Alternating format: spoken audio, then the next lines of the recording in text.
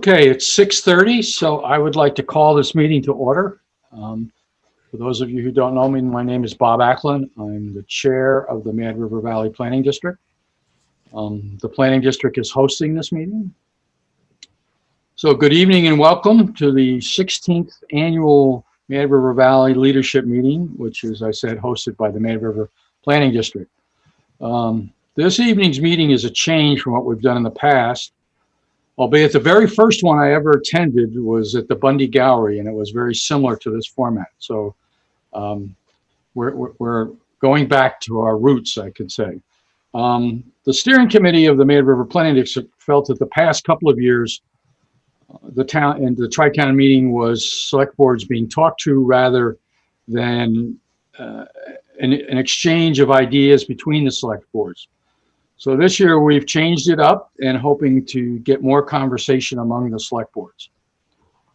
Josh, can you put this agenda back up, please? Yep. Right. This meeting is warned as part of a regular monthly meeting of the Planning District. We have dedicated the entirety of the agenda to this gathering of the select board, to the gathering of the select boards. And we've moved the November meeting, if you will, to a special meeting on November 30th at 7 o'clock via Zoom to address normal planning district business. So I don't know whether any members of the select board that are attending this have any adjustments that they would propose to the agenda. Thank you for not, because it would probably throw us into a monkey wrench, and but we could live with it. And if there's any public comment from anybody that's watching this, we would encourage you to put it into the chat, and I will share with you now the protocols for tonight's meeting and how we will interact, if we I guess is the best way I can say it. All participants will be muted to start the meeting. That's so that we can eliminate any background sound. Select board members are invited and encouraged to unmute themselves during the discussion period of the agenda. If a select board member wishes to speak, you can either raise your hand like this, okay, and Paul can see you. Every one of us is labeled as to whether we're a select board member, and Paul will call on us, or you can put your question in the chat function, which Josh will be monitoring. The general public is not part of this discussion, and I want to explain why. This, and I'll explain that a little bit in a few secs. So if at the end of the session, we do have time for public comment, and we encourage anybody other than select board members who has questions to please put their question in the chat room. Josh will monitor that. He will aggregate any questions that are like questions, and he and Paul will interact in terms of what the questions are, and we will try to have them answered by the select boards or however people want to respond to them. We're doing that so that we can, again, have the select boards be engaged. And I said I would explain why that's important. We, as the three towns, have, as per the packet that went out to the select boards, have very robust town plans which do address housing. So the real question mark is, how do we take the town plans that we have, and how do we bring those strategies and tasks together so that we can possibly put some type of action plan in place relative to housing? That's really critical. So I want to, that's the reason we're trying to have the select boards focus on this. Select boards are the main bodies or movers of the town plan. The planning commissions do the planning. The select boards are the bodies that make things happen. So it's up to the select boards to try and figure out how we move the needle. We are extremely fortunate tonight to have Paul Costello moderate this discussion. Paul is the Executive Director of the Vermont Council on Rural Development. I've had the pleasure of working with Paul for 12 years while I was on the board of VCRD. And I can tell you that it was, for me, one of the best learning experiences I had working with Paul. It was fun.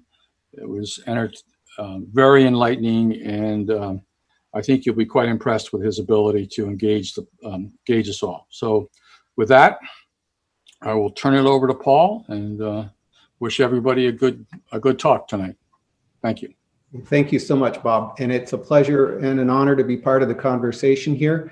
The Council on Rural Development is charged by the Federal Farm Bill to be a neutral convener of process. So I don't have any particular agenda for, and I also don't think I know what's best for the Valley in terms of housing in the future or anything like that. I'm going to be a neutral facilitator of the conversation. On the other hand, I just have, we facilitate community discussions all over the state. We've engaged tens of thousands of people. We've formed hundreds of initiatives, many of them around housing that have sprung up from the grassroots in communities. And we also have been participating. I've been leading the governor's local support and community action, part of his recovery agenda. And we just finished 14 county sessions with 1,200 people on Zoom calls over the course of 6 weeks or so. And we heard about housing in every single one of them. And some of them, it was the dominant conversation as people look to how they renew the economy after COVID, how they attract new residents, how they build workforce to drive economic development in the future. So this is a conversation happening everywhere. And I'm very proud to be in the situation to be part of the conversation in the Mad River Valley. I'm just going to do a quick review of the agenda. First, we're going to have John Jameson, who's going to overview the housing challenge in the Valley. We're going to have Joshua and Keziah go through the Mad River Valley vision statement, town plans, the housing demand and market analysis work that's already been done. And then by 7 o'clock or so, we should be turning into an open conversation about how are we doing meeting the goals here? Where can the three towns work together? What do we need to do next? And then really try to come down to as much and as close to action steps as we can get in a meeting like this before we turn back to community conversation and engage people who have things they want to share beyond the select board circle. So thanks so much. And I'll turn it to John to really do an introduction to the challenge in the Valley. Thank you, Paul, and thanks so much for leading us this evening. It's a really a wonderful asset to have.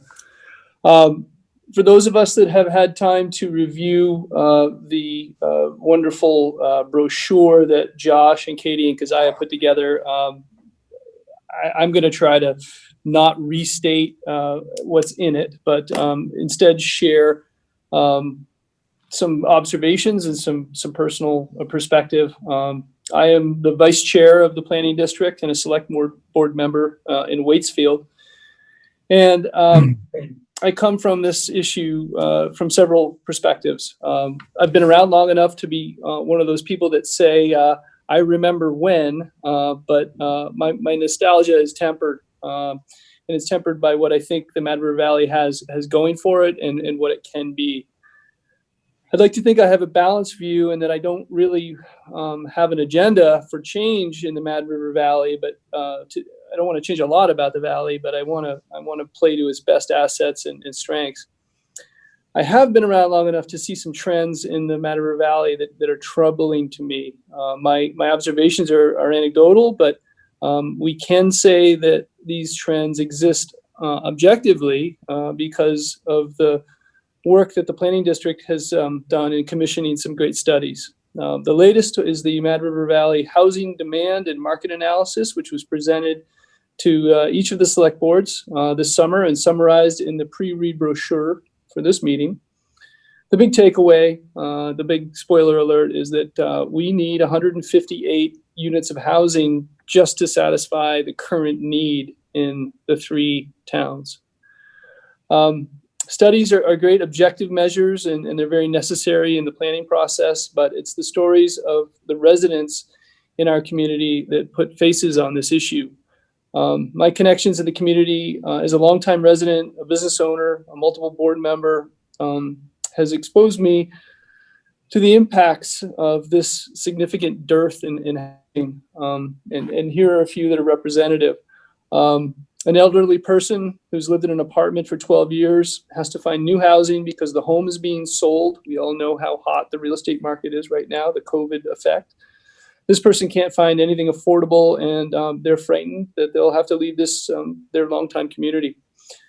A single parent with a disability who lost their job due to COVID. This person has a situation where they have to leave their apartment, and they cannot find a new unit, although they desperately want to stay in the valley and keep their kid in school here. A 64-year-old longtime construction worker with rheumatoid arthritis that is not working. They're having trouble maintaining their home between taxes and cost of living. An entrepreneur who developed a chronic health issue and has been unable to work for 3 years, lives on Social Security and struggling to keep their home. A construction worker and educator with 2 kids cannot afford to buy a home because of a burden of school loans.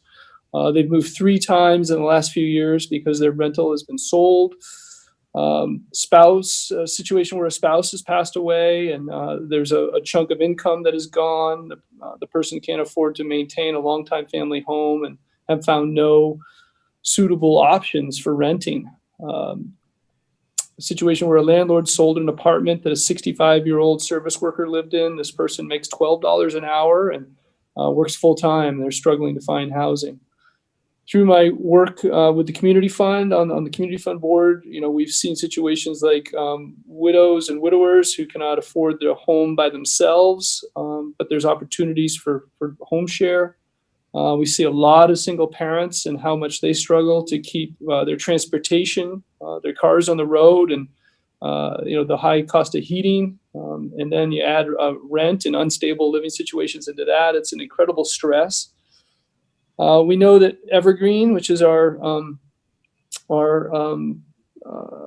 local downstreet housing, has a 50-person waiting list.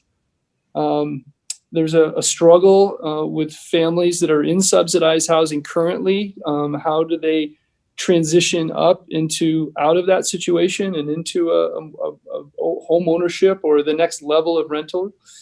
A lot of elderly folks have a hard time paying their taxes. We see that here at the town with tax abatements and delayed delinquent taxes.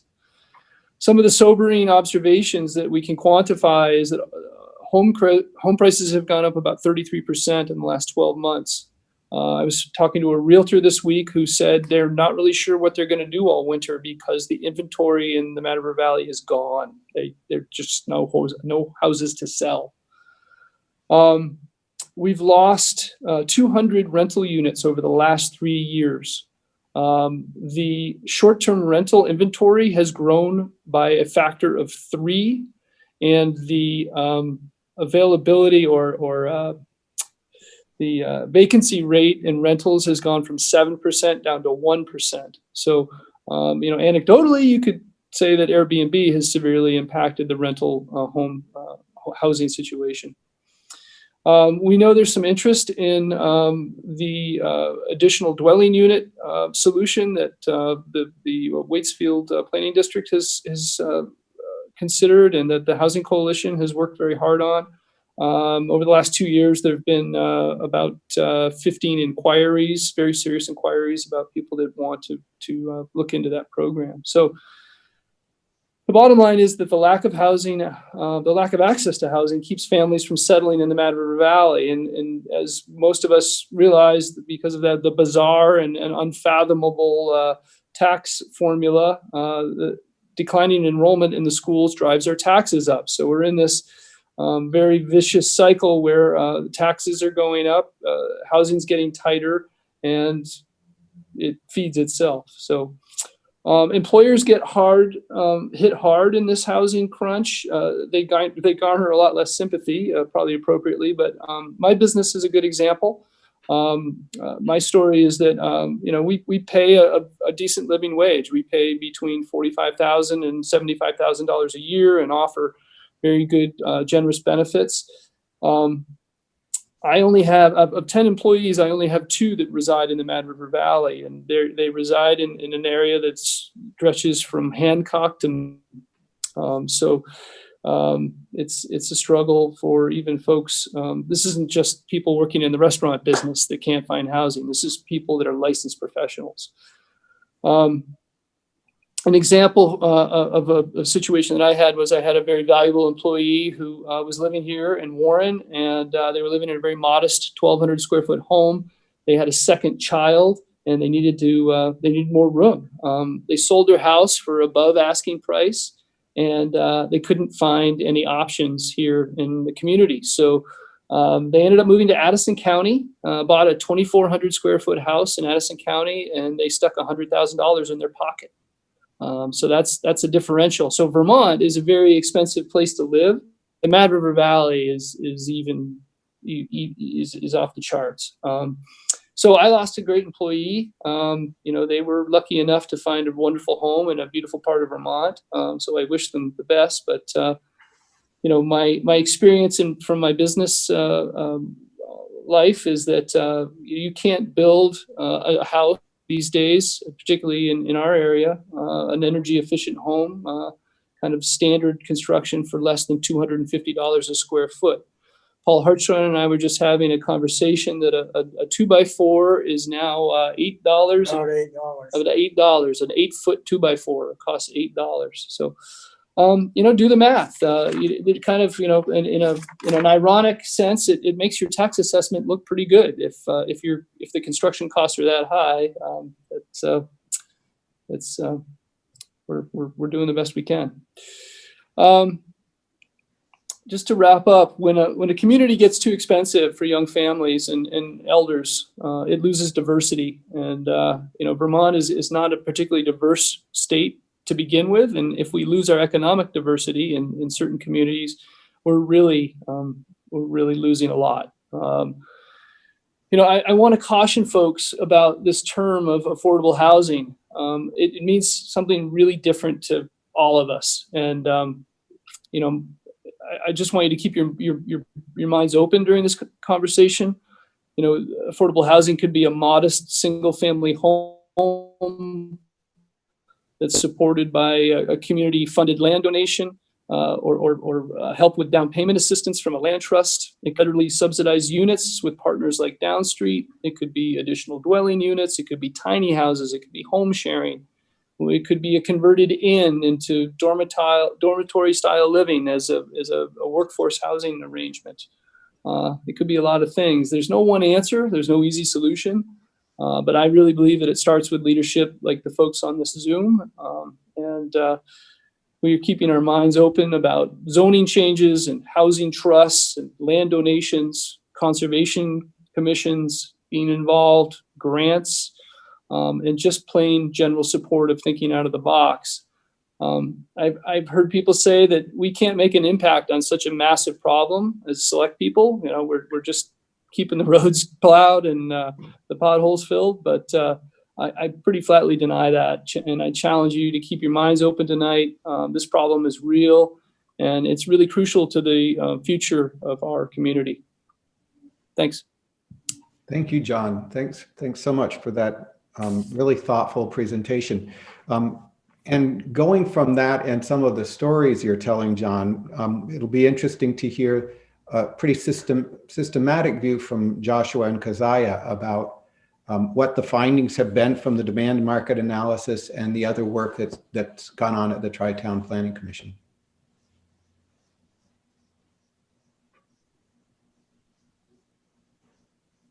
You're muted still, Josh. All right, thank you. I want to keep that going. So thank you, John, for introducing this topic and for everyone for being a part of this. My task here with Keziah Haviland Montgomery of the Matter Valley Housing Coalition is to provide a summary review of materials and findings that were sent out previously. The Planning District staff collaborated with Keziah to prepare a pre-read document for this evening. And as Bob said, the intent of this year's Matter Valley Town Leadership Meeting is dialogue between select board members. We wanted to minimize the time spent this evening on presentation, so we provided foundational info in the 2020 meeting brochure. The brochure lays out the context for housing in the Matter Valley. It summarizes recent work. It quantifies the need. It sets out a framework for a path forward. Given that you've all read the material, we just want to take this time to highlight a handful of items.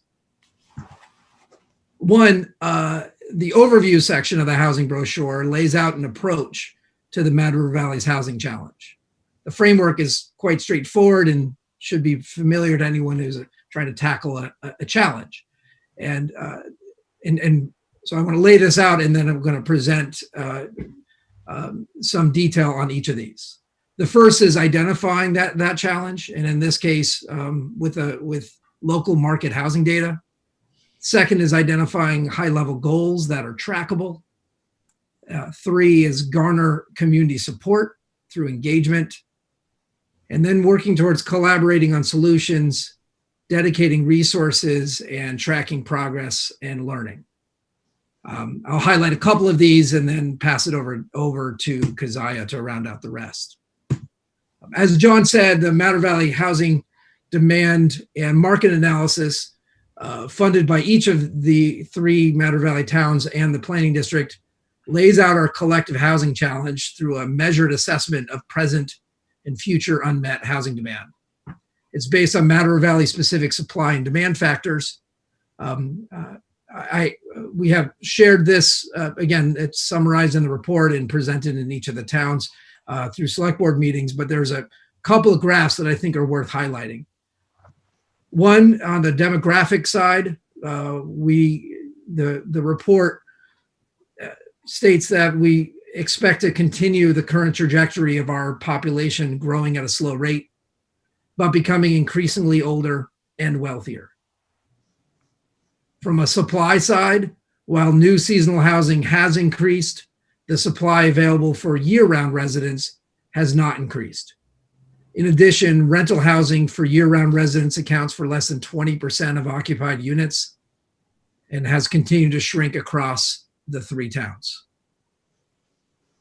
On the housing demand side, there's high demand for housing that's affordable.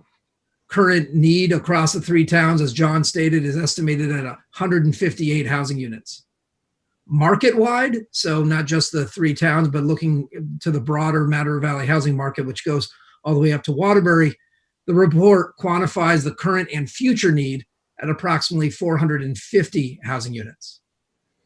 So that need is weighted more heavily toward rental units for young and middle-aged households with incomes below $75,000 for a family of 2. All of these, again, come directly from the housing demand and market analysis. So the first step is understanding our situation. The second is identifying high-level, meaningful goals that enable the community to track overall progress. And each of the town plans from the 3 towns includes broad housing goals, as well as many specific policies, strategies, and tasks to achieve these goals. While these goals are helpful in setting broad direction and priority for the municipalities, the Matter Valley community doesn't hold targets measuring overall progress, or that overall progress can be measured against, such as number and type of units per year. The housing demand and market analysis quantified our housing gap and identified specific housing projects as priorities for the Matter Valley. And the Planning District's annual data report publishes housing activity. But a next step for the community could be to articulate specific housing targets. The third piece is garner community support through engagement. The efforts over the past 5 years to understand, discuss, and chart solutions to the Matter Valley's housing challenges are building momentum. Recent local surveys find tremendous need as well as interest to take steps. Organizations are collaborating to implement initiatives such as the Housing Coalition's Accessory Dwelling Unit Program and the very successful Affordable Housing Talk series that took place just last month. There is keen awareness and engagement on housing affordability not previously held across the community. And it's taking place in the public, nonprofit, business, and individual sectors. The need is increasing, but so is community support. So those are the three main areas that I wanted to share on. I'm going to pass it over to Keziah to discuss additional steps, starting with collaborating to create local solutions. Great. Thank you so much, Josh. So I'm going to talk about potential ways to collaborate, potential strategies to achieve the goals that we all set for ourselves. As John mentioned, there's no single solution to the affordable housing challenge, nationally, statewide, or locally. Each town's approach to this challenge might even look a little bit different. In my experience, the best strategy to preserve and expand affordable housing options encompasses a wide range of tools and approaches and requires action and collaboration by municipalities, affordable housing developers, community members, and nonprofits. So we really must collaborate to sort of create these local solutions to our high-level goals. You know, where do we want to be in a few years? So this diagram up here probably looks like a really messy web of color right now, and it's supposed to be. It's meant to illustrate how interwoven these solutions really are. Josh, could go to the next slide. So first, let's take a look at community members and small nonprofits. Community members can begin to soften the housing deficit through small-scale actions on their own properties that over time can add up to make a big change. Local nonprofits can assist individuals through the process of creating or modifying private units and provide financial aid when possible.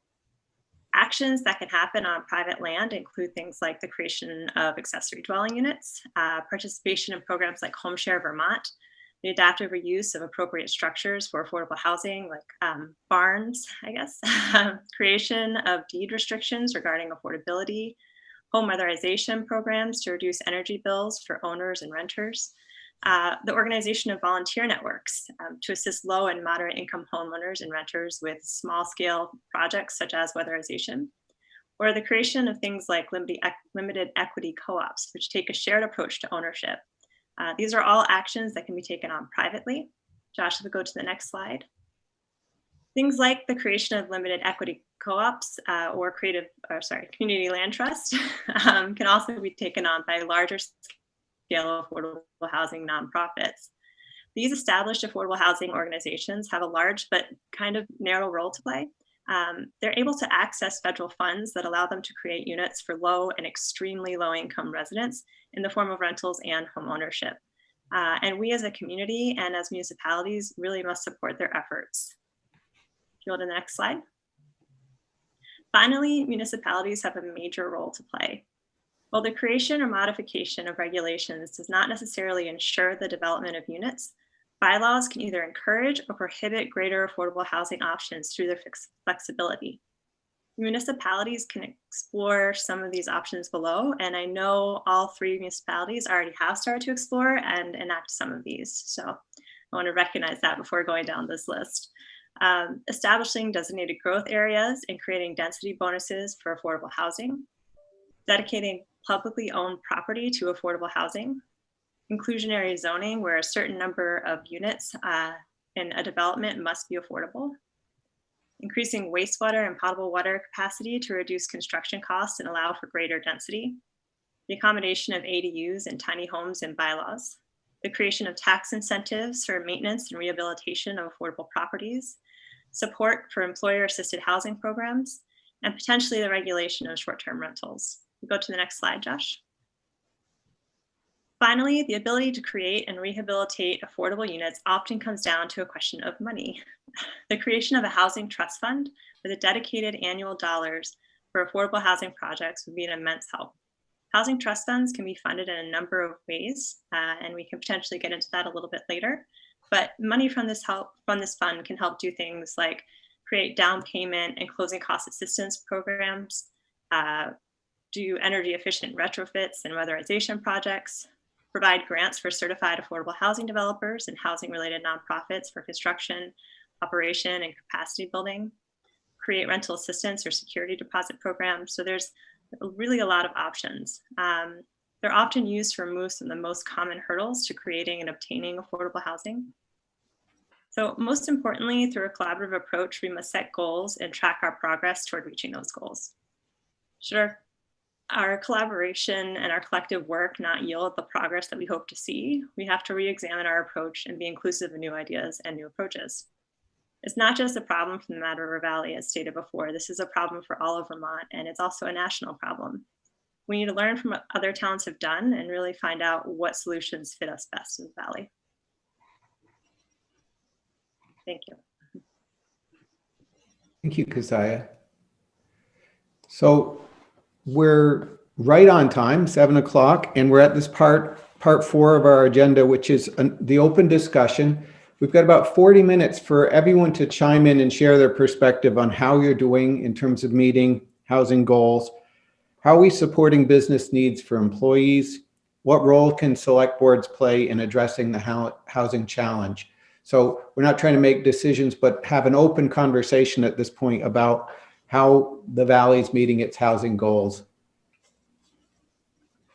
And I'd love to see people raise their hand, or you can raise your hand by going to participants and clicking the electronic hand raising structure.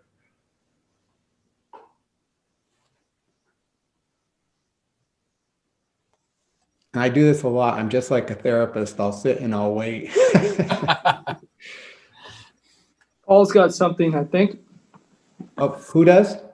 Paul Hartshorn. Okay, Paul, go ahead. Well, my major concern here is that if we get some people set up in some affordable housing, which is a good thing, that they aren't going to be able to maintain the property because of the tax situation. I mean, the property taxes is killing us, and somebody that's on a marginal income in the first place is going to be in serious trouble, I think.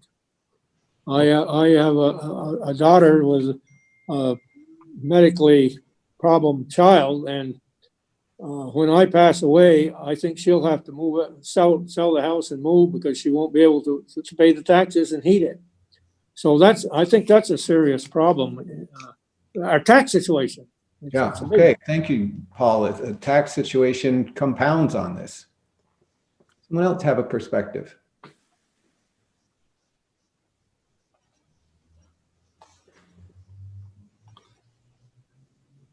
Paul?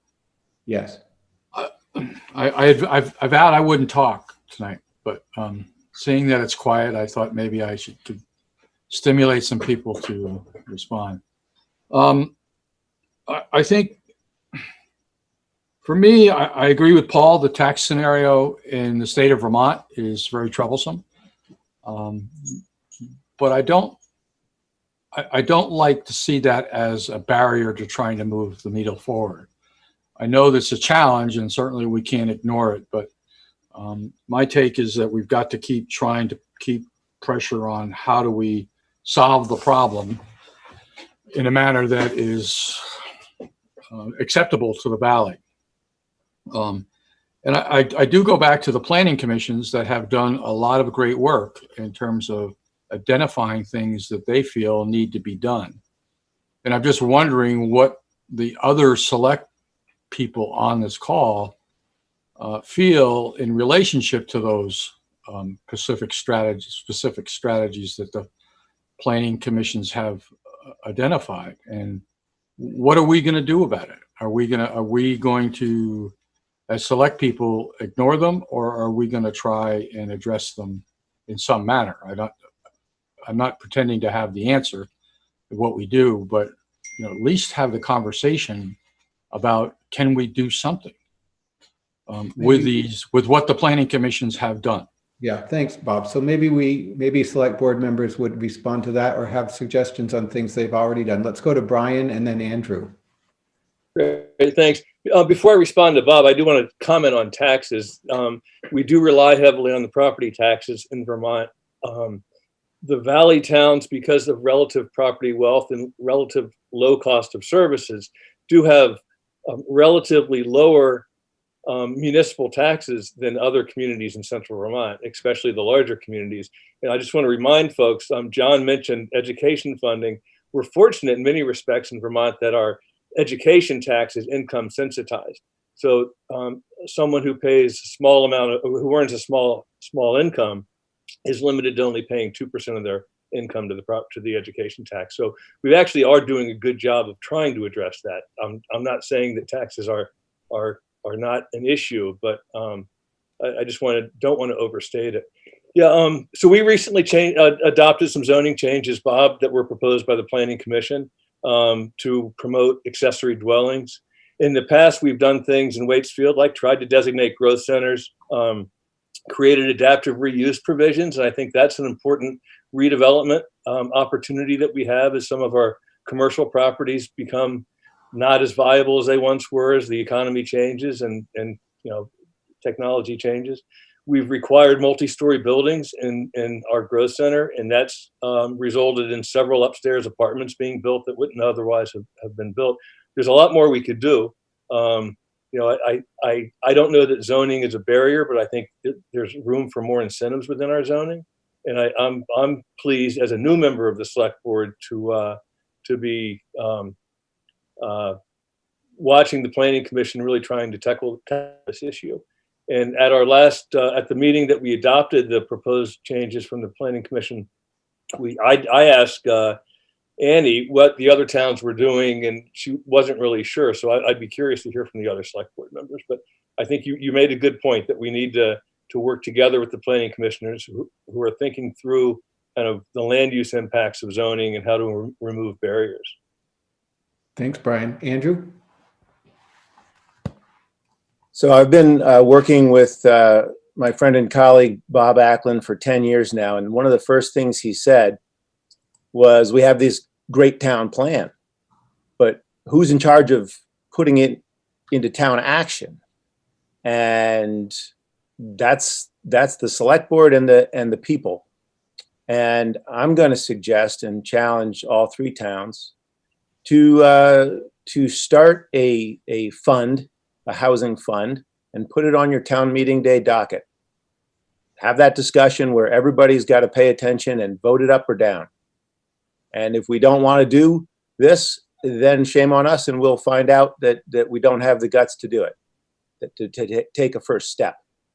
I think the biggest problem, or one of the problems, we've all been watching this for so many years, and we always come up with great ideas and then wonder why it isn't working. And I don't have the answer, but what came to me when I was thinking about it this week was it's because we don't want to live in smallish, clustered housing if that's what's affordable. We really don't want that. We want to live in a nice place out in the woods, that's got privacy and comfort and all these things. And that's what we build for. That's what the market wants in this valley. And there's enough money to make it that way.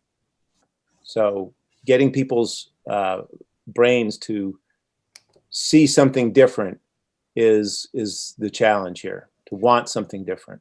Hey, Andrew, could you take just a minute and describe what the fund would do, how it would be, and how it would invest? That may be for smarter people than me to figure out. What it would do, I think, is find ways. So here's what it could do. It could be something where there is a small commission or board that helps people pay zoning fees down. So it could do that. It could also identify town properties and find a way to match them with a developer and do a public-private partnership of that sort. I don't know all the things it could do, and I think that if you got half a dozen people together and a reasonable chunk of money, that they could figure out ways to put it towards the right thing. Okay, thanks very much. Yes, Carl. Thanks, Paul. Thank you, Drew. I'm Carl Klein. Transparency. I'm the chair of the Housing Coalition. And one of the things that a housing trust fund it would be a very good and positive thing. The other thing is we have a coalition. It's mostly volunteers. We have one very good administrator who's helping us, and that's Keziah. She's very smart. She understands and has experience with this. And if you are looking to fund, I would say, and I've got to thank the Community Fund and others for helping us to keep this going. Without Keziah, this would be a group of volunteers. And unfortunately, that doesn't work really well as when you have a paid person who's focused and experienced. So if we could fund a few more years of Keziah and the Housing Coalition, I think that we could become that group that can assist not only with individuals, which we're already doing, and we are making some good inroads. We are looking at ADUs. We have interest building. Those are very small steps, but we're also learning along the way. And if we can keep going, I think that's a really good opportunity. Even though we've been around a long time, it's been reconstituted, and I think we're making progress. So, shameless plug. Thank you, Carl. So we're looking for other select board members and their perspectives on the work ahead. John, we'll go back to you, and then Jared. Thank you, Paul. I want to support Drew's challenge. I think, I know from a fact that the Community Fund has been approached by donors that are looking for a housing trust to donate money to. So, that's a fact. And I think that if we build it, they will come. And it doesn't take a lot of town money to leverage other monies. And I think that's a really good start. And I want to add that the Housing Coalition has a model that has worked in the past where, for example, someone has donated a piece of land that wasn't particularly viable for sale. The Housing Coalition paid for the permitting for the land, which created enough equity in the land that when they donated it to a family, that family was able to get financing. So it was like a down payment. So little vehicles like that, where it took very little money to get a family that hand up into their living situation, is great. And sometimes you put covenants on that land that they can only benefit so much if they decide to turn around and sell it, and maybe some of the money comes back to the community fund, the housing trust fund or whatever. But there's vehicles, and it's been done before, and we're not inventing any wheels here. But I will say one thing that is positive. The DRB in Waitsfield is working on two subdivision proposals that are proposing some moderate cost housing. And I think that, again, there's silos or tiers here where we get subsidized help for the low income housing, but we create opportunities for developers to build moderate housing, cost housing. So, we don't have to carry all these burdens and juggle all these things that if you create these little windows, people go through them. It's working here in Waitsfield. I think we just need to keep momentum up and keep the ball rolling. Thanks, John. I have to say, as an outside observer, we come into communities where they get the idea that they need to develop an affordable housing project, and they just think about that. And you folks are thinking in a really nuanced way about the whole range from add-on apartments to moderate price structures and some really smart investment strategies. Jared, you were next. You are muted, though. Thank you. I want to build on what Andrew, Brian, and JJ have already said, that leveraging the work that Keziah has already done with the Housing Coalition, with a continued infusion of private and public funds. I want to remind everybody that each of the three towns contributed to the housing study that Joshua and Keziah reviewed for us and JJ referenced in his opening comments. But I feel like we're just getting started, and we need someone to continue to keep their eye on the ball. And we cannot expect volunteers to do that. Therefore, a modest investment on the part of the continued investment on the part of each of the three towns makes a lot of sense. In the form of a housing trust, maybe that gives it even more substance than the housing coalition. I don't think we need to reinvent the wheel here. The housing coalition could evolve into the housing trust board for the three towns. Specifically to the town of Fayston, like Drew mentioned, I think there is a need for the select boards to converse directly with the planning commission in their town to discover what exactly is it that the planning commission is directing the town, each of our towns, to do. And it's, to date, it's been a kind of a sporadic effort at best. And I think, you know, now we have an issue that we need to rally around. And I think it's an opportunity for select boards and our other volunteer boards to work more closely together. The last thing I wanted to mention is that, you know, it seems to me we're missing an opportunity here in this robust housing market to ask, and I don't mean ask, I mean tax for something in return. We are not getting any impact fees. We're not getting any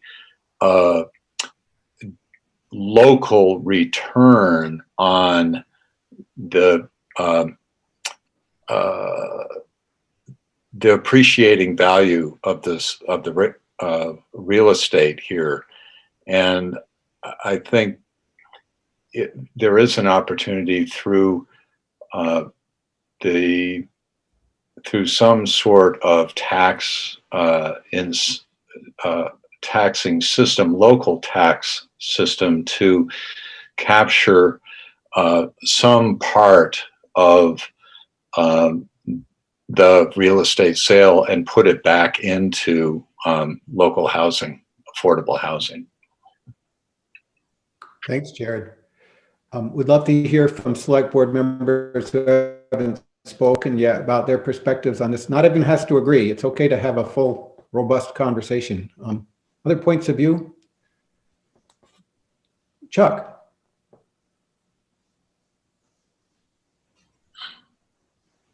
I have to find my unmute button. Thank you, Paul.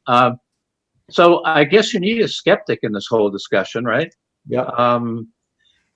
So as I look at the numbers here and listen to the presenters, John, especially, when I look at 158 housing units that are needed currently, Evergreen Place has a waiting list of 50 people. Home prices have gone up 33%. There's hardly any land or housing to be found right now. And if you could find it, you can't find a builder to build anything because they're all out straight. And you couple that with the fact that, and I'm speaking, putting my skeptic hat on again now, but I've been here for 26, 27 years in this valley, and we've talked about this particular issue all that time and had come up with plans during that time that never got implemented in better situations environmentally. By that I mean with construction and land and housing being less expensive. So as my heart is in what everybody's saying here, that I'd love to personally think that we could do something to move the ball along, but just the scope of what's required and the lack of resources being land and housing and contractors, I guess that's what makes me the skeptic. So I'll just put that out there. Okay, thanks so much, Chuck. Other perspectives?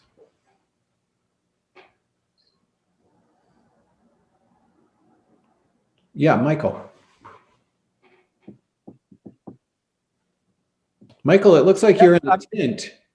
Yeah, above my garage is not the best lighting situation, so the pink hues behind me are due to limited lighting. Yeah, that's nice. Sorry. I would have to concur with Chuck. It's interesting to see what's happened since this study has been undertaken. Things have gotten, in essence, from that perspective, worse. I mean, there is no stock in housing or land. It's being bought up from folks that are speculating and moving here. So it's tough to see, how the ball's going to get rolling with the amount of funds that any of our towns can really allocate to this. We're going through budgeting season right now, and it's not as if there are large line items that we can't fund and we can move money around to other things. So it seems pretty difficult in a pretty large lift. But I do applaud the ideas of affordable housing, but getting there just seems to be a difficult situation. Thanks, Michael. Other thoughts?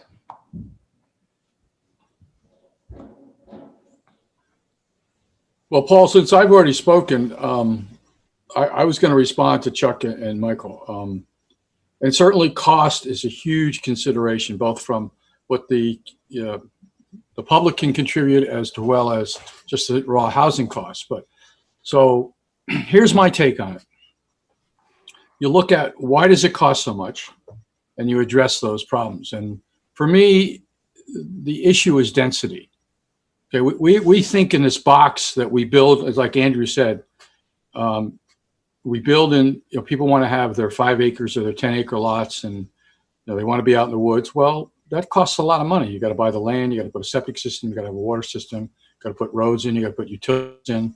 And so now just your land costs have driven up so high that your per square foot construction costs are starting to go up. And yes, lumber materials are certainly on the rise, but there's good modular housing that you can buy that's, they're not paying $8 for a 2x4, an 8-foot 2x4. There are ways to solve this problem.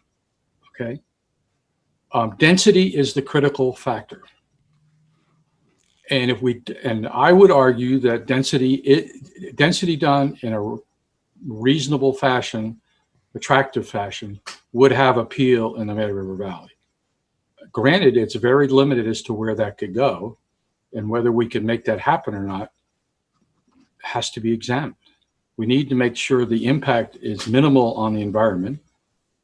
But if we don't try, what's our community going to become? A gentrified second home ownership community for people downcountry. It's just the reality. If you can't have people with good jobs here, I have 2 daughters that live here, and they're married with kids, and they do well from a financial standpoint. They can't afford to buy a house. They've bought them, but they're pretty compromised situations. And it's, how are you going to attract people that really want to make this their home and thrive and build on the community long term? There's a challenge in front of us today, but we have to look 5, 10, 15 years down the road. And if we're going to be skeptics about trying to solve the problem that's moving, we've at least have to try to look at it. I'm not aware, Chuck, of any plans that really got to the heart of, okay, how can we build X, Y, and Z in this space and move it forward? Now, I could be wrong, but I sat on the Housing Coalition in the late 90s and early aughts, okay? And I never saw anything that came to be a plan of any sort. So I'm saying there has to be boots on the ground looking at it. And I applaud Andy's suggestion, John's session. I was planning to suggest that all 3 towns kick in some amount of money to keep the Kasaya moving in the right direction over the course of the next year or two. Because without that, we're not going to be able to move the needle. I think Waitsfield, I mean, I think it's pretty public that I've had a lot of struggles with Waitsfield prior to this existing board. Now, I think there's been a change. The zoning administrator is fantastic. She's moving the needle. She's looking at things and trying to move the town. It's enlightening, and I find that encouraging. So how do we, Waitsfield's the center of our community. And that's where density should be. Downtown Warren would be great. Warren, we've got plenty of sewer capacity. We have good zoning. But unfortunately, the market has stepped in and said, okay, I want to own all this Warren Village. Most of it now is owned by out-of-staters. So that could be handled through zoning. That could be handled through purchasing a property by public entity. I mean, there are lots of ways. I mean, this is not a new phenomenon. This has been addressed in towns much more strained than ours in terms of outside wealth coming in and really sucking up property over and over. And, look at Jackson Hole, Wilson, Wyoming. Those communities have a bigger problem, and yet they've stepped up and done it. And I'm not saying that they've been totally successful and there haven't been issues, but there are people who are addressing this and making it work. And for us, if we don't realize to me, the density factor is huge. And, to go to build tiny homes or hamlets off in a place that is remote is fine, and it's great living, but is it really going to be able to be affordable? And I don't know, but I think we need to keep moving forward and trying to pull the pieces apart and trying to review the sense that makes sense and find a solution, because there are solutions out there. This is not an insolvable problem. Thanks, Bob. So, Bob's sort of asking, what happens if you don't take any action? Where does it go? And Michael and Chuck are saying, well, what's really in our power? Both expressing good intentions around this, but what really would make a difference, and how do we actually move the ball? If we were to do something, what's realistic given the circumstances? So glad of other people chiming in on either of those questions. Well, Paul, I just want to remind folks that not taking any action is an action. Okay, Jared, thanks. Other thoughts from folks? So I have another idea. How many short-term rentals do you think we have in the area? Does somebody take a wild guess? Okay, well, I'll tell you. 3,500. 30. Who said 3,500? I did. No, we don't have 3,500. Joshua connected with somebody who was actually working for the town of Killington that is a nationwide company that manages second homes that are in short-term rentals. And I think he's talked to Annie in Waitsfield about it, and I was in on the call that shared the information. And so they did the look for us being the Valley, and we've got over 500 short-term rentals here in the Valley. With, as Jared so wisely said, they're not making any local contribution at all. And if they're not going through Airbnb, they may not be making any contribution to the state at all. But, if we, as a community, put a tax on those services, we could fund a housing trust to the level of what Burlington funds their housing trust. Okay, which, is a several $100,000 a year. It enables, and I don't know who mentioned it, but it enables significant leveraging, those dollars being leveraged 6, 7, 8, 9 times to bring in money from outside to enable housing development. So there are solutions. There are ways to address the problem, but they take, I hate to be on a soapbox, but if, they need us to step up and say, okay, we're going to do this. We're going to take some courage. We're going to put this tax in place. Okay. Yeah, people will not like it who are short-term renting, but if we did a 0.01% tax or a 0.02% tax on them and ensure that they are safe short-term rentals. In other words, they meet all the code requirements and whatnot. I mean, yeah, it's going to hurt a little bit, but these people are making lots of money. I mean, the reason that they've gone off the rental market is they can, on a short-term basis, make a lot more money and turn these homes over. I mean, I think the average price that this company said, and Josh, correct me if I'm wrong, was somewhere in the realm of $400 a night. Okay, that's per night for the average short-term rental here in the Valley. So yeah, some of those people are gonna, it's gonna be $399.96. So it's I guess I ought to shut up, but. Thanks, Bob. Thanks. Don. Don, you're muted. Don, you're muted. What would be the mechanism? Because that sounds like a sweet solution, at least partial solution. What's the mechanism, though? I mean, as a town, are we allowed to pass an ordinance that says every rental unit we're going to access at X percent? What would be the mechanism to arrive at what you just described? I'm not sure I know the answer to that, Don, but I'm sure I know Burlington does it. I know other communities have done it. I mean, I hate to even bring up the local options tax, but I wore that scarlet letter for quite a while, but we're not alone. I know. I wasn't going to try and put that on anybody else. But I mean, that program was going to fund housing to the tune of $300,000 to $400,000 a year. And, that to me, was the whole basis why I supported that.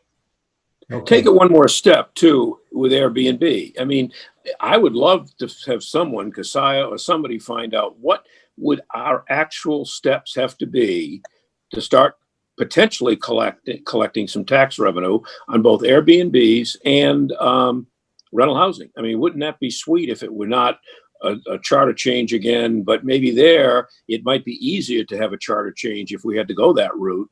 So I'd leave this group with the question, if someone could chase that down, that seems like a pretty immediate source of revenue in theory.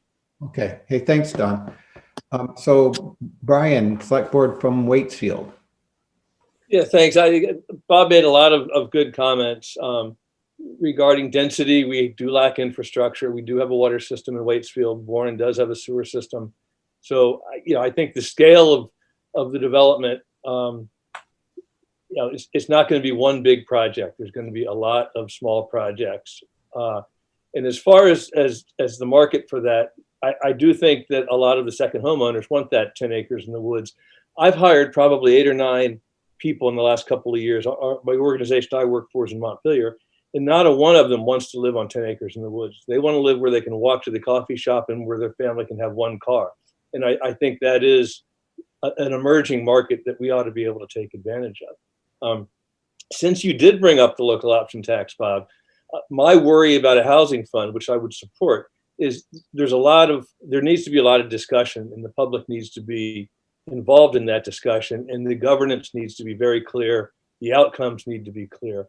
I think a short step in that direction would be a contribution to continue staffing the housing coalition in order to develop a larger proposal. And I know it's an urgent need, but I do worry about rushing to March this year with something that's not very well defined, and there's going to be a lot of uncertainty, because we've seen that when there's uncertainty, people can drive holes through it. But I think people would understand supporting the housing coalition and the work that Keziah is doing to continue to work on this issue over the next year. So I would caution against going for everything too fast. Thanks, Brian. Other members of the select board want to chime in on this?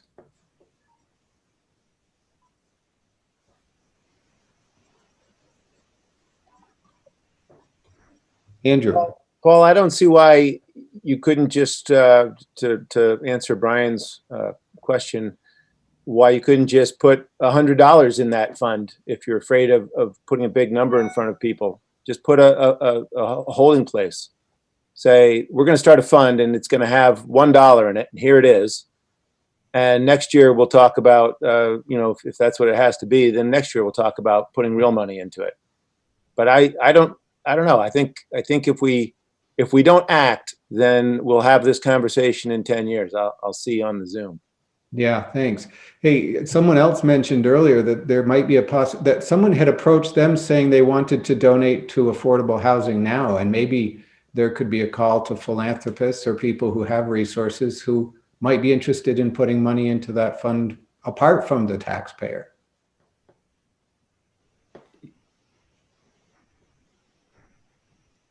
Carl's got his hand up. Okay, Carl and then Paul.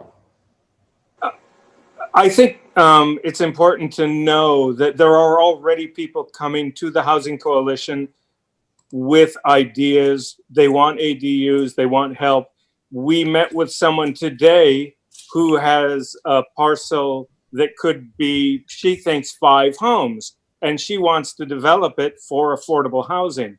So I think the education that we've put out there, the knowledge that there's a problem has gone very well this last 2 years. And just as a bright spot, people are responding positively already from the private sector. It's just keeping that ball rolling with volunteers is difficult.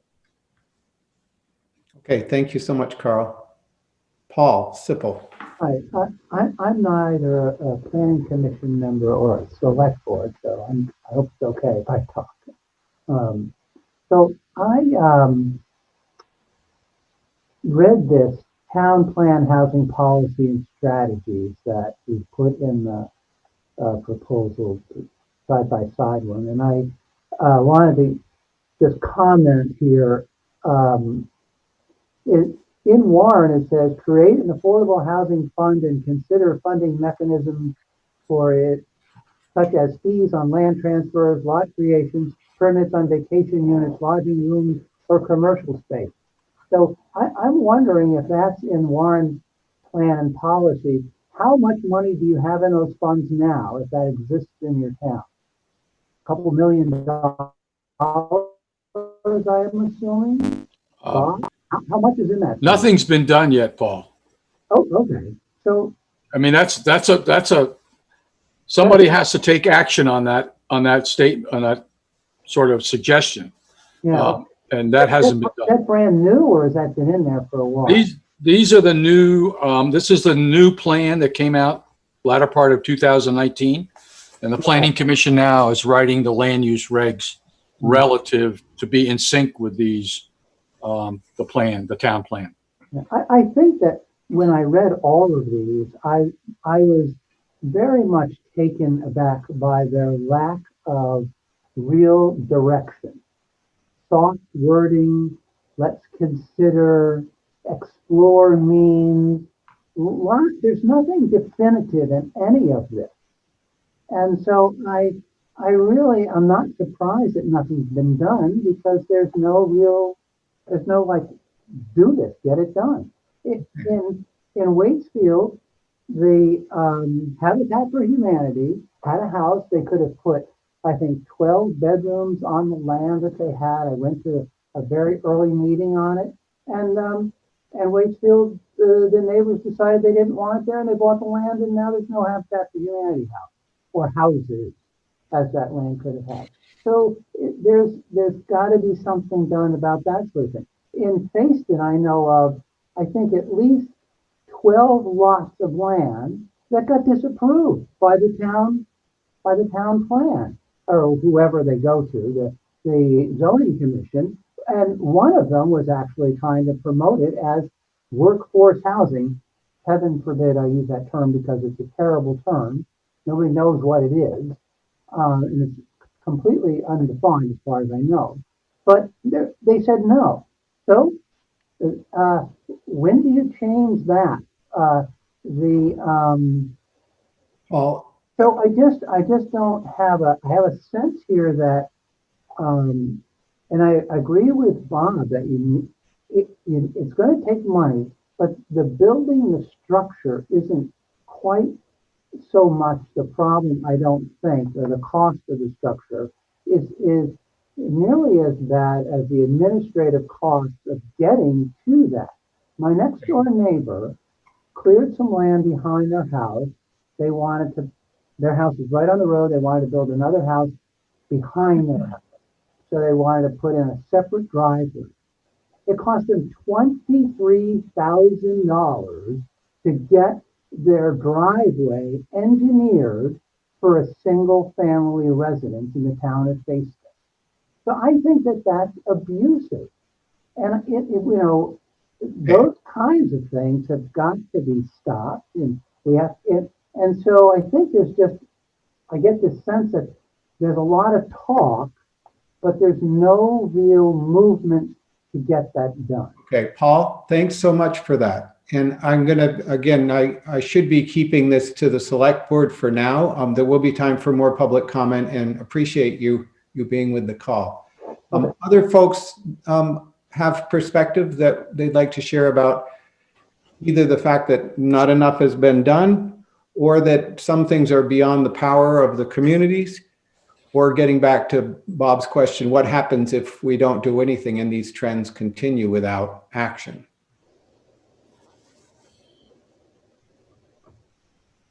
It also feels to me like there's several different pieces of ideas that are on the table that aren't really packaged into something that you can make a decision on as a whole. John.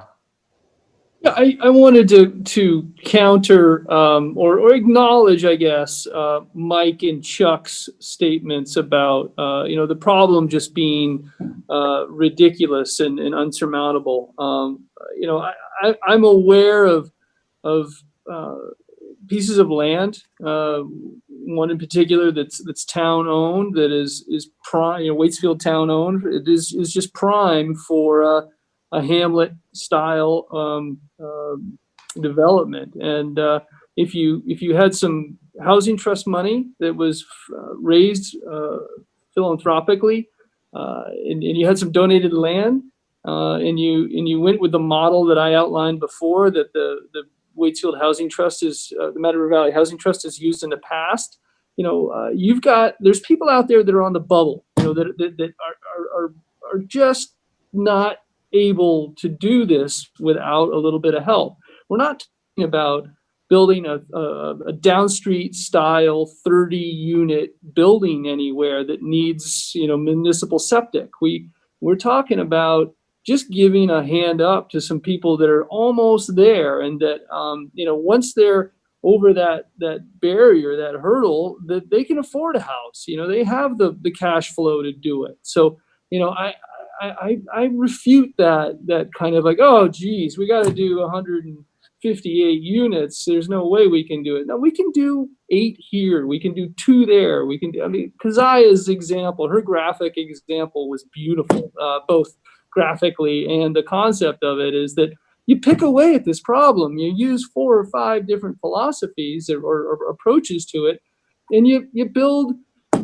No, you build 10 units. Okay, well then you're approaching the issue. You're not just laying back on your back with your legs in the air. It's I think we can do something. And again, you build it and they'll come. I was the one that referred to the donors looking for a housing trust, and they came to the community fund, and we're not built that way. You can't give money to the community fund that is specific for a cause. It's not in our charter. So we need this entity, this vehicle as a housing trust to exist. So, the 3 towns give $100 a piece, and we create a housing trust. Who's hurt by that? Just to reiterate Andrew's point. Okay. Hey, thank you so much, John. So we really are, we have, without planning to, we've moved into that fifth part of the agenda. Where can the three towns work together? And the idea that you've put on the table is that potentially the three towns could make some modest contributions and have a housing trust without it really actually being that heavy a lift to start. Other perspectives. I saw someone had a hand up. Oh, Michael, thanks. I don't think the presentation hasn't been just for the single project. It has been for a much larger valley-wide effort, John. And that's, I think, where my skepticism comes in. I agree that, single off projects where we can do small entities like that, 6, 8 homes that we can, maybe it's a parcel of land that went to tax sale and the town retained. And a small scale effort, I agree, but some of these seem to be large. And that's, I guess, where the skepticism comes in, because we do run into problems of, larger scale septic design, where you can put these places. So I guess scale is the issue, and that's where my skepticism comes in. If it is small scale, and I don't think $100 will do it per town, but in those types of realms, I think all 3 towns have the ability to do stuff like that, to move the ball forward to some degree. That's my opinion. Yeah. So some stuff that fits within the community that doesn't, not a huge project. Other perspectives on this point? Like, what could the towns be doing together?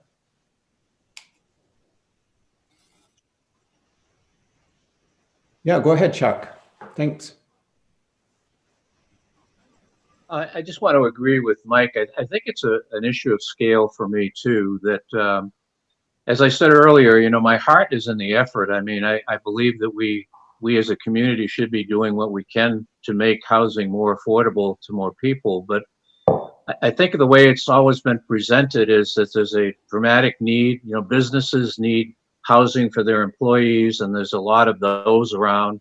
The numbers that we even presented in the beginning of this, of the housing shortage, gives the impression that there's a large scale need that we're trying to meet here. And again, as Mike said, that's where my skepticism comes in.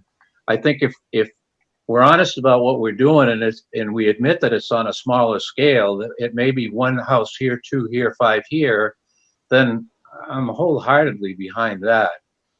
It's just the scale that frightens me. Yeah, to think about building 180 units of housing in the next 2 years in the valley just doesn't feel realistic to you guys. And so if it's a steady, has there ever been a thought towards a 10-year plan to what you'd try to accomplish? Is that work that you haven't done yet, or is that already done, Josh? No. Paul? Yes, Brian. We have examples. The Evergreen Place not too long ago was the Valley Inn, and I think that's a great example of something that fits into our community, relatively small scale, that converted another use. Another issue that I think we ought to look at collectively as 3 towns is the short-term rental, the Airbnb issue. This Waitsfield Select Board has had the Planning Commission's reached out to the Select Board and identified that as a kind of area of urgent interest to understand what's going on, whether we can regulate it, whether we can tax it. I think we need to understand what the scope of the issue is. And that's something that we ought to coordinate our policies so the towns aren't competing against each other on whatever we come up with short-term rentals. Yeah, so each town could have a similar platform since you're sort of one market area for it. Yes, Bob, you were waiting. To Michael and Chuck, well, I would apologize on behalf of the planning district if you think that we were talking about a scale of trying to address all of the housing need presented in the Kennedy study. I think that The Kennedy study was to reveal the existing situation. Okay. In no way have we ever had a discussion either within the housing coalition or the planning district and even within the local options tax group of trying to solve that problem in sort of an immediate situation. Scale is critical. I will not back away from density as being a solution, which probably does require some type of maybe decentralized wastewater systems such as exist on Carroll Road. I would prefer to see Waitsfield, quite frankly, Irisville with a centralized wastewater system. I think that's sensible. I think it's doable. But I've been told that, we're not going down that road again because people handled it poorly in the past. So it is incremental. And I think the housing, and Keziah has preached that to us from day one. Yours is a plan that you march into, and it's probably going to take 10 years to go from where you start out. But I think Paul Costello's suggestion that we have a 10-year plan is a wonderful idea and something that the Housing Coalition would love to do. And Keziah's done them before. She's skilled at doing it, but we need to find a way to pay her. And so that's why I'm proposing that, each town kick in somewhere around $3,000 a year to fund the Housing Coalition to be able to keep, maybe not Keziah, but somebody, a professional, to be able to keep this thing moving. I agree with Brian that we need to look at the Airbnb, and I would hope that we could do that collectively as a 3-town unit so that it's a uniform policy across the 3 towns and we're not competing. I mean, that's a source that never dawned on me, that could be a source of revenue to help the situation. And I think there's obviously things to figure out, but again, I'm glad to hear that Waitsfield's got one of their staff members looking at trying to figure that out and understand what can be done. And again, as I said, Waitsfield has obviously stepped up the game considerably with the new regime, I'll call it. So, in this question, where can the 3 towns work together? And I don't care if you do any of this stuff. It's not my business. But let me just summarize 3 of the things that I've heard. One is that each town could kick in some fund for the housing manager to lead this work, Keziah is currently doing. Another one was that each town could be looking at the Airbnb structure and what you might do in common around that kind of issue.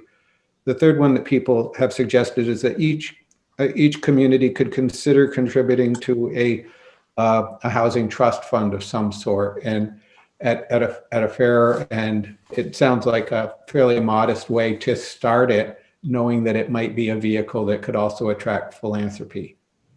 And you're not voting on this tonight, right? This is all just brainstorming. You guys make your own decisions in your own select boards, in your own schedule. But are there other things that people would brainstorm as ideas that could be done between the 3 towns working together to answer what Michael and Chuck are clearly saying is beyond what you'd want to do in a few years, that it'd be longer, slower work. It also needs to fit the character of the communities and of the valley. Bob? One thing that came out, and I didn't make the suggestion, so I want that to be known, that in a select board retreat that we had, 3 years ago, was we recognized that and this would be something that the select boards would have to come to grips with, the 3 select boards, that Waitsfield is a center of the community. It bears burdens that maybe the other 2 don't share. Now, is there a way that somehow we could, as collectively, share in Waitsfield's burden of being the center of the community? I know that's out of the box, but it's the reality. Bob, what do you mean by share? What would you share? Well, I mean, You know, there are things that Waitsfield has to do that Warren and Facein don't have to do because they are the commercial center and because that's where basically the business of the valley transacts. So I mean, they've got road issues. They've got maybe, you know, that apply to certain roads. They might have, you know, fire department issues that are different. Yeah, but in this current discussion on housing density, potentially small scale organic. Well, what I meant is that, okay, if the density was to be created in Waitsfield, that it's not purely a Waitsfield burden. Okay. We'll consider that on the table too. John, you were waiting, weren't you, John Jameson? I was just going to quip that Bob could send small denomination bills in paper sacks and drop them off here at the town center. That would be fine. Would I get a receipt? Absolutely. You could also leave them at the insurance company, probably. Any other thoughts on things that the three towns could potentially do together? Are there other parts to this? They don't all have to be about money.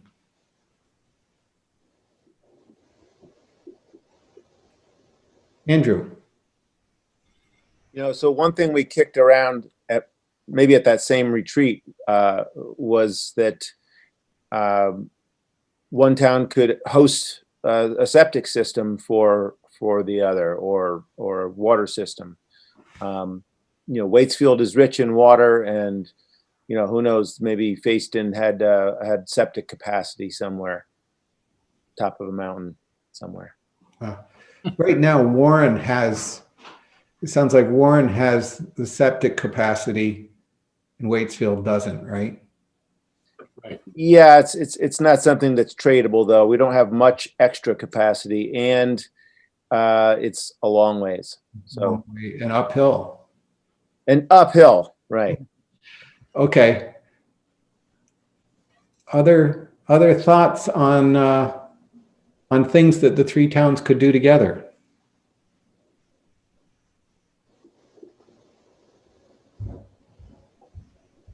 Well,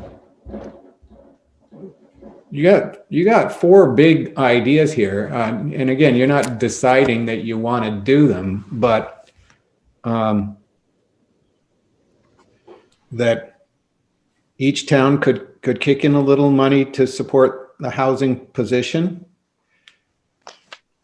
That each town could consider making a contribution, you know, in line with some sort of plan towards a housing trust fund. That each community could be looking at the Airbnb issue and ways that they could be approached in a consistent way through the valley. And then the idea that comes from Bob that the valley could think together about some potential sharing of cost around investing in a infrastructure that's needed to expand housing capacity in the interest of all the employers and economic vitality future. John? Well, I know it's kind of out of line in our rules and regulations here in our agenda, but I see that we have some significant representation from Sugarbush on the call, and I'm just wondering if, since they're a quasi member of the planning district, if they wanted to chime in at any point here in this part of the question, if they feel like we're missing any opportunities here from their perspective. Is there anyone who'd like to speak for John, Margot, or Wynn? Josh? I can't see if they have their hands raised. Can you? It looks like Wynn wants to say a word. Well, I'm ex-Paul, so I don't know if I should be speaking. I'm just an old retired guy with a lot of time on my hands right now. Well, you also have your perspective, Wynn. Well, actually, let me, John, comment a little bit differently because I've been listening to this very carefully. And the discussion seems to me a little bit like a bunch of subs creating a house with no general contractor. So a lot of good ideas, a lot of skill going into it. But it seems to me that, this problem is complex. It's been around for a long time. And I think it's going to create something different. I think Bob mentioned it earlier, is thinking out of the box. And I think there's going to be an opportunity for public and private sector cooperation. I think there's going to be an opportunity for local and state cooperation. And I think there's going to be the necessity for local and state and federal cooperation to actually address this issue, because it really is a difficult one. So I'd throw out a few ideas, but before I get there, let me comment on the Airbnb and VRBO comment. First of all, the state is collecting 9%. So there already is a significant amount of money being collected by these 500 units that are in the rental pool. So the question I would raise is, maybe we should be going to the state and saying a percentage of that 9% should be directed back to the local communities for affordable housing, as opposed to trying to tax more. So just a thought on that. In terms of some different ideas, the special opportunity zones that were part of the last federal tax reform, they're controversial in some instances, but they've also worked in many instances. So could there be some creative tax incentives that would motivate people to sell their land that may have a high appreciation if it goes for affordable housing, to either defer that tax or maybe avoid the tax? Could there be some creative ways of, incenting people to actually parcel up their land? They're not going to do it for free. Okay, that's nice to think about, but people don't operate that way. But could there be some tax incentives or some creative ways of having people encouraged to do that? One resource we have in this community that I haven't heard anybody talk about yet is Yes Tomorrow. I'm investing in a startup company out of state that actually is coming up with a different form of construction. And I can't really tell you what it is because it's a non-disclosure right now until they patent it. But think of it as Lego logs. They've created a process that is very different than other forms of affordable housing or prefab housing, that they think they can build housing not at $250 a square foot, but under $100 a square foot. But right here in the community, we have a very creative organization, Yes Tomorrow. Could they come up with some different designs for affordable housing that would address both the construction costs, but also the labor shortage we have, so there's an assembly as opposed to construction? So I'm wandering a little bit here, Paul, but I think there's an opportunity here to really think out of the box and to not try to do everything ourselves, but to think creatively about what are the right partnerships, private, public, local, state, federal, and also look at innovation with some of the constraints that we've been talking about tonight. So that has nothing to do with Sugarbush. I'll let John and Jimmy Westall and Margot talk about Sugarbush. Thanks so much, Wynn. It sort of begs the question, who will do that work of adding those creative thoughts together into a platform of work? And so I think it resonates with some of the other questions in terms of how you operationalize some of this direction. Well, I'd like to respond to that, Paul, because I think you summarized it well. But I mean, that's the whole point of why we're trying to, and maybe we haven't articulated as well as Wynn did, which is the Housing Coalition. Keziah, that's her profession. That's what she's done. She's done it before, just what Wynn has said. And, we need to have that support to be able to keep her, and specifically her, going for at least, a reasonable amount of time forward, because I think there's a lot that she can do that would bring this stuff. And she already knows the game. I mean, it's not something that we'd have to reinvent the wheel with existing staff. Thanks. And thanks so much, Wynn. Is there someone from the mountain that wants to share perspective? I'm gonna put Margot on the spot and see if she can at least mention our employee housing stats and sort of some other pieces to that. Sorry, Margot. Thanks, John. Let's see. Don't have current stats for this year. I can give you some rough numbers. So we are looking at roughly 80 beds this year in 6 different facilities. Last year, so for 2019-21, we had approximately 160, a capacity for 160. Our actual load was 138. We also have a program called Tenants for Turns.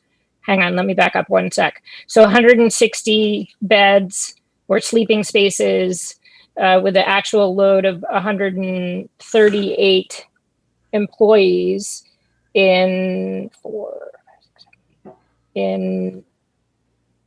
10 facilities and that's a combination of facilities that we either own or rent. This year we'll have 3 rental facilities and we own 4 rental facilities. We also have a program called Tenants for Turns that was really developed by the Mad River Valley Planning District and Christine Keeney. She really did all the research and basically held our hands to get this off the ground. And it basically allows us to partner with local landlords to house Sugarbush employees. And if the employees and the landlord make a match, then we give a spiff to the landlord, which could be anything from a season pass or a health and recreation center membership or day tickets. Yeah. And that, let's see, last year we were able to match 40 employees in 25 properties. Yeah. So Margot, I don't think we need a lot more information. I think what we really need is like if John or you have a perspective on the ideas on the table about whether we should, the 4 or 5 ideas that are on the table in terms of collective action by the select boards. Do you have perspective on that? Personally, I think it's going to be a combination. I'm looking back at the brochure. I feel like we should be incentivizing workforce housing, affordable housing in the downtown areas, and then maybe for the sort of fancier homes, more remote development. That's where there maybe could be some sort of contribution. I don't know if we call it a tax or what we call it, that would go into the trust fund. Okay, thank you so much. John, did you have anything you wanted to add? We do want to get back to a little bit of closure on the select board Yeah, side. I guess I have not spent a ton of time on this, but I would say that I've had some relationships with some people in Aspen, and this is also a huge problem out there. And I guess I'd be curious if there's anything that we can learn from some of these communities that have already sort of tackled this problem and, that maybe have like issues. Okay, thanks so much. So we really need to keep moving here in terms of what do you do next and what are the action steps that might come from this meeting? You've got several ideas on the table that each town could be kicking in some funds for the housing work to move forward, the potential to kick in a small amount of money to begin to develop a housing trust fund, the idea of looking at Airbnbs together, the idea of potentially looking at infrastructure a little bit more together in terms of the infrastructure that's necessary for housing, and then some good ideas from Wynn and other folks on particular ways to be creative around the development that may be possible. So I guess I would ask, what would you do next to follow up on this? And I don't, again, I'm an outsider. I don't know what's right, but should Keziah and the housing team try to turn these ideas into something of a platform to bring back to the select boards to look at? Or what's the logical way to make sure that the meeting, the ideas are carried forward, at least towards decision, whatever decisions each town might choose to make? People have a thought on that?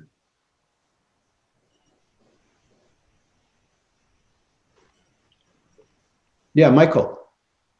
I think it's a great idea to go forward with those things, but I think one thing that we would all want to focus on is having, a near-term win, something that we can show that this will work, because there are going to be a lot of skeptics that are not on this call that are going to give a lot of heat about this. So I think, like anything, if this program, we need to really define a project or something we can show that this works and build off that. Yeah, thanks for that. So you don't want to spend the next 2 years building a 10-year plan and not have a single new unit of housing in the valley. Someone else want to share a perspective on what could happen next? Are people in general agreement with Michael that maybe this gets framed up so that each select board can look at it separately and consider if they want to support different elements of it? Hi, this is Jim Westell from Sugarbush. I haven't been paying too much attention to the Kingsbury development on the airport road, but it seems that they're going in the direction of small homes, 1,500 to 2,000 square feet with minimal land and common area. Is that something that the towns can get behind? And I'm not in Kingsbury's camp. I'm just asking, that seems like it would be an affordable project that the towns could support. And I have no information on it, but they're looking at, according to the news article, 20 homes, 15 homes. Yep. And that's a question thrown out there. Well, it sounds like it would fit in to answer some of the need and be part of the puzzle that Kasai is trying to solve for. I want to get back to the question of whether a plan should be presented to the select boards for their decision. Do other people have on the select boards? And we'll have a time for public comment in about 10 minutes, but I do want to get closure first with the select board folks. Any other take on this? Yes, Bob. Well, Paul, I think I would concur that I should suggest that I think that I would like to see us come together and say, okay, let's have the Housing Coalition, which would be Kasaya, to put together a plan for addressing the 4 items that you've laid on the table. And I think Wynn has shared some out-of-the-box thinking that we ought to explore. And I think Kasaya has broached some of those subjects relative to the federal and state issues. And I do, as Wynn says, he's involved in a new company, but I do look at, and I know Don Simonini has looked at modular construction as a way to try and solve housing costs in terms of building something in a smaller plan. I think, again, it's, okay, we got to keep Kasaya here, but I think if we address these 4 things and be able to share those amongst the 3 select boards as a plan, we can determine whether that we are going to be able to put something together that's going to be able to be actionable going forward. And I would like to say that, not in defense, but I want everybody to realize that there are 2 or 3 ADUs that are happening as a result of the Housing Coalition gone out and raised money, philanthropic money, incentivizing people to build an ADU that will be in an affordable status for 5 years. They make a commitment on a contract that they're given this grant, and which gets them through. They get free advice from Kasaya and the other members of the Housing Coalition ADU committee. that enables them to sort of move the needle without spending any money, and they get a grant that as long as they commit the money, Then we can discuss it. commit to affordable rent over 5 years, that's basically they don't have to pay it back. So there are things happening is what I'm trying to say on the ground now. Thanks so much, Bob. So John, Paul, to address your question, both Paul Hartshorn and I support the proposal that you've outlined, that the Housing Coalition would get back to us with some actionable items that each select board could vote on. okay. That seemed like the general idea to go forward with, everybody. I'm not seeing a lot of objections. It seems like, you know, you'll make your decisions at your boards, obviously. So thank you so much for considering this. I'm wondering if people have anything else that they want to say as select board members before we open the conversation to the public for public comment. Okay, well, do people who've been listening in have perspectives and things that they'd like to share? You'll either want to raise your hand under the participant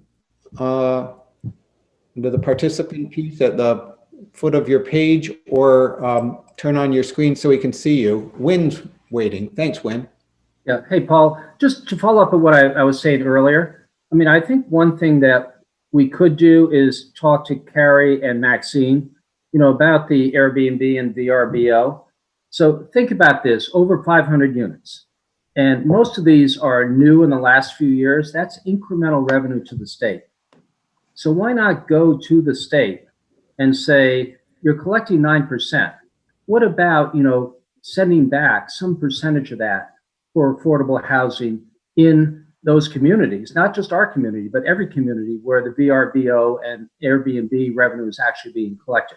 Maybe it's a non-starter, but it's revenue that's already there and it's incremental that we should at least, you know, think about asking for. I think this question is everywhere in Vermont right now. It probably comes to a point in places like Stowe and the Valley, but it's everywhere, and legislators have heard about it. It's a bit of a piece of work to get a bill passed to address this in terms of tax code, but it would be an interesting piece of work to proceed with. Yeah, and I think, Paul, you know, the talking point is that it's new, it's incremental. You know, people don't necessarily like to say that or believe that, but I think it's how you phrase it that may actually be helpful. Great, thanks, Wayne. Other perspectives from folks who've been listening. John? Paul, I'd like to put Bobby and Mac on the spot and just ask them to speak both as Yes Tomorrow folks and about anything they want to talk about a project that is rumored that they're working on. Okay, I'm going to ask them to be expeditious because Karen Horn is also waiting. Okay, we are trying to get a project going here on the property that we've just bought here in Waitsfield, just off Route 100, doing initial engineering studies and hoping it looks like, according to current zoning and density, which gets back to Bob's point, but I think we'll be able to do 11 units of housing down here, assuming that everything else works out. I'm sure it'll take a while to develop that. But on the Yes Tomorrow front, I've been teaching the semester course, and we are building an 850 square foot modular house that's going to be shipped down to a client in Sharon. And it looks like we're going to build it for under $70,000, which is pretty affordable, you know. You could capture a market with that, Bobby. To Wynn's point, I think there is a collaboration that could happen with Yes Tomorrow that might be fruitful here. Thanks so much. I'm going to turn to Karen Horn and then Brian. Yeah, thank you. I just wanted to respond to Wynn's comment about revenues that are already being collected by the state, and Carrie and Maxine actually did introduced a bill last year regarding sales tax, local option sales tax. Your impediment is the Ways and Means Committee in the House. And you need to be able to get to those folks and convince them in order for any share of revenues from, in my cynical mind, any source to be shared with municipalities. Thank you, Karen. Brian, you have a comment. Actually, I didn't, but I do now. I just want to. Brian, another Brian is waiting. Oh, sorry. Okay. Sorry, Shoop. I'm going to cut you off. No, that's all right. It's Brian Voigt. He needs to be heard. I'm not sure about that, but I'm going to say it anyways. So, one of the things that I think we haven't necessarily talked about, or I haven't heard about tonight in this push to accommodate more affordable housing, is the pressure that's going to be placed on our ag-res zones, or our ag-res zoning districts in particular. And I don't necessarily know that we can have this conversation without also having a conversation about the future of agriculture in the Valley, because a lot of what we're talking about in the ag-res district is, at least in Waitsfield, prime ag soils. And yeah, again, I just don't think those conversations can be had separately. I think once we plant houses, the houses stay. Thank you, Brian. Other folks have a comment to share to make sure the select boards have heard in this process?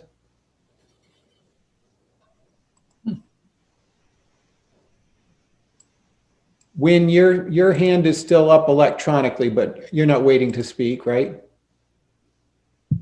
No, sorry, I'll take it down. Okay. Brian, did you want to share something? And then Don.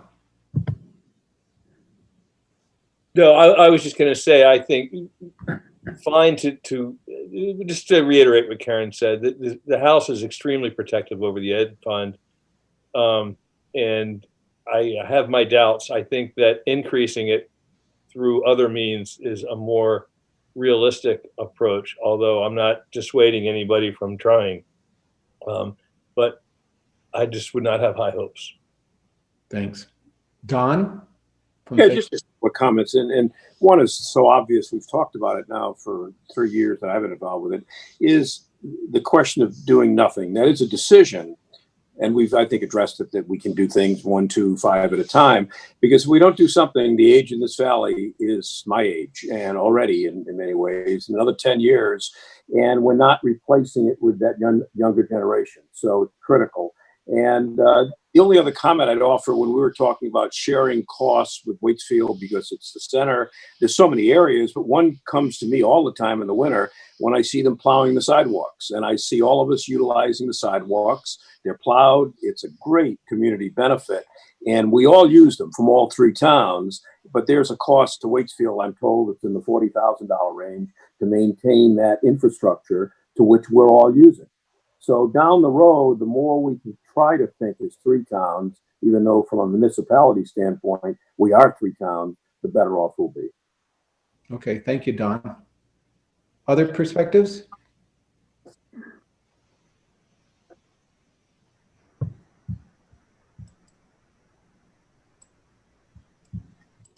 I'm not seeing any more hands raised. Josh, do you have any perspective based on what you've heard tonight? Or Keziah, anything you want to add? Go ahead, Josh. Sure. Yeah, and I would love to hear from Keziah as well. I really appreciate this dialogue and willingness to engage to this level of depth across the community with a variety of voices, and leadership from the select boards in this realm, I think, is really key. And thinking about things that have been on the table and things that haven't been on the table, but this is an opportunity to set direction. I feel like we've done a pretty good job over the last couple of years of helping us understand our housing challenges and communicate that and hear and listen. I feel like the planning commissions have done a really good job of identifying strategies, but it's moving from strategies and ideas, and it's the action piece there that's is where the help is needed. And I feel like this conversation gives me a lot of hope and a lot of opportunity. And I'm excited to for the planning district to work with the housing coalition to support fleshing out some of these ideas and bringing it back to the select board. Thank you so much, Joshua. Keziah? Yeah, thank you. I want to just reiterate my gratitude for the discussion tonight. It has been very enlightening and great to hear from all of you in terms of what you value and what you think is important. I don't know if you all know this, but I've only been here for about a year and a half, and so I'm still learning a lot about this community.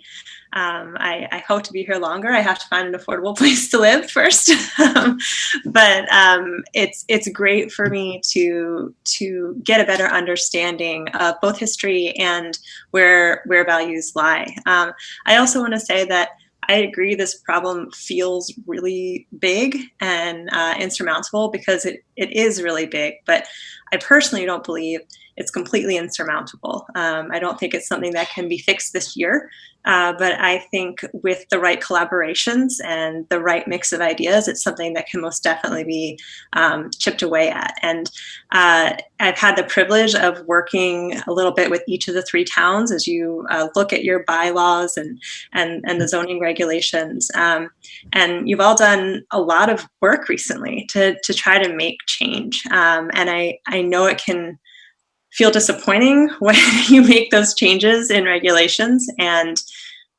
people don't always take you up on them. And so I just want to come back around to the idea of incentivizing. You know, Margot mentioned the Tenants Returns program with the Housing Coalition. We've been doing that $10,000 stipend, and even just assisting individuals when they start thinking about the process of developing, because it is a really daunting process. So that assistance and financial assistance can be really helpful in terms of, you know, taking these regulations that have been modified and actually making things happen. And that assistance could be a housing trust fund. It can be, other people have mentioned tax incentives. There's been a lot of really great ideas tonight. And I guess my final comment is building on what Brian said. You know, we can't separate construction of new housing from environmental damage. It's nearly impossible. And so I think it is really important to think about the decisions we make and how that affects our local environment, which we all really cherish. And so I do want to bring up the fact that it's not necessarily just construction, but also looking at things like rehabilitation of existing units or infill or density. So I think there's a lot of potential. I'm so grateful again to have the opportunity to sit in on this conversation. And I'm really excited, like Josh said. So thank you all so much. Thank you. Anyone else have a last 10 to 20 second thing they want to say before we finish up?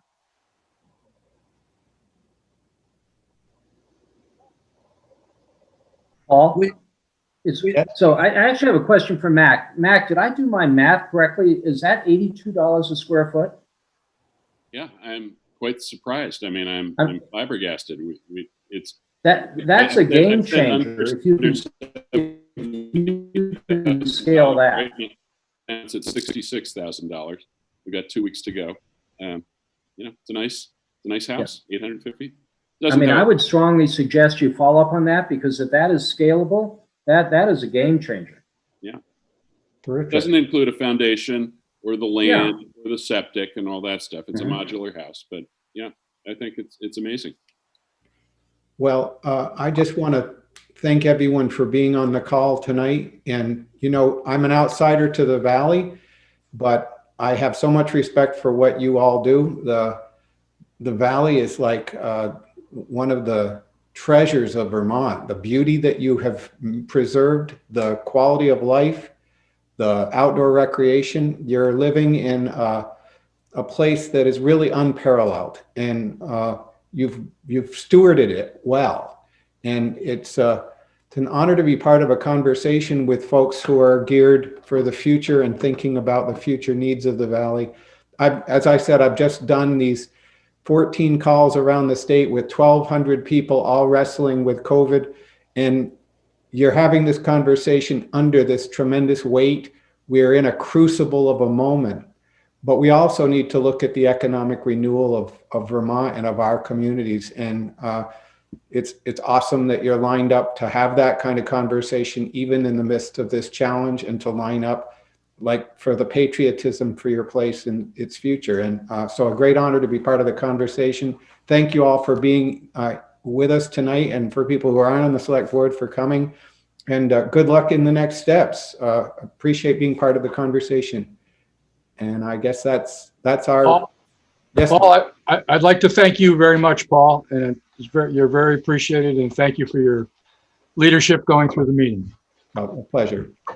Absolutely. Thanks, Paul. I know this wasn't your first Zoom meeting you've facilitated today, so good job. Thank you, guys. And Thank you, Paul. Yep. Everyone needs to get outside as much as you can, and you can't wait for the snow on the mountain, eh? Okay. Good night, everybody. Thank you, everybody. Thank you. Thank you.